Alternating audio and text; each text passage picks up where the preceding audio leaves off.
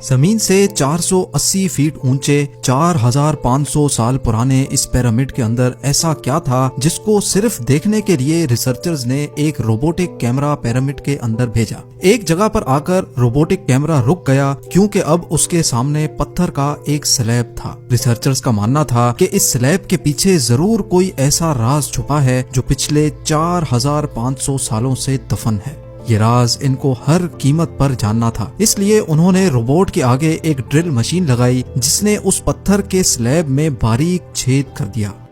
اب اس چھید کے اندر ایک کیمرہ بھیجا گیا جس نے سلیب کے اس پار ایک ایسا منظر دیکھا جو پچھلے 4500 سالوں سے کسی نے بھی نہیں دیکھا تھا۔ زیم ٹی وی کی ویڈیوز میں ایک بار پھر سے خوش آمدید۔ ناظرین، مصر یعنی ایجپٹ میں ٹوٹل 138 اونچے ترین پیرامڈز موجود ہیں جنہوں نے پچھلے ہزاروں سالوں سے درجنوں ارتھکویکس اور کئی خطرناک طوفان کا سامنا کیا، لیکن مجال ہے ان میں سے کوئی ایک بھی ادھر سے ادھر ہوا ہو۔ ان میں سے سب سے اونچا اور بڑا pyramid the great pyramid of Giza کہلاتا ہے، اور اس پیرامڈ کی بیس کا ایریا 13 ایکڑز ہے۔ یعنی اس پیرامڈ کے اندر حیرت انگیز طور پہ ایک دو نہیں بلکہ پوری 9 فٹ بال فیلڈز آرام سے فٹ آ سکتی ہیں۔ ایک ایسٹیمیٹ کے حساب سے اس پیرامڈ میں ٹوٹل 23 لاکھ بڑے بڑے پتھروں کا استعمال ہوا، جن میں سے کئی پتھروں کا وزن 50 ٹن بھی تھا۔ اگر اس کے ٹوٹل وزن کا اندازہ لگایا جائے تو اس پیرامڈ کا وزن 60 لاکھ ٹن ہے، جو 12 برج خلیفہ کے وزن کے برابر بنتا ہے۔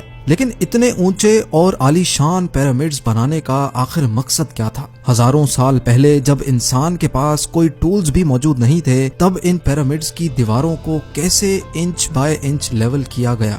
کیسے 50 ٹن وزنی پتھروں کو اسکوائر شیپ میں کاٹ کر بغیر کرین کے ہی 480 فیٹ اونچائی تک پہنچایا گیا؟ اور ان کو بنانے میں ایسے کون سے انجینئرز کا ہاتھ تھا جنہوں نے ان پیرامڈز کو ارتھ کوئک پروف کے ساتھ ساتھ ان کی تمام سائڈز کو ایگزیکٹلی 51.5 ڈگری کے اینگل پہ سیٹ کیا؟ یہ سب آپ جان سکیں گے آج کی اس ویڈیو میں۔ تو آئیے شروع کرتے ہیں۔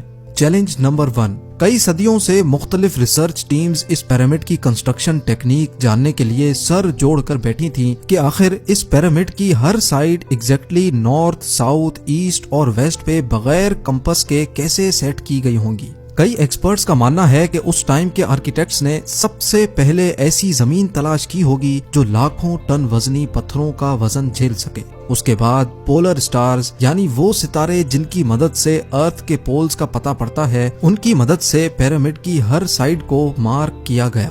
نہ کوئی کمپس اور نہ ہی کوئی آپٹیکل انسٹرومنٹ، صرف اس بیسک ٹیکنیک سے ہزاروں سال پہلے اس پیرامڈ کی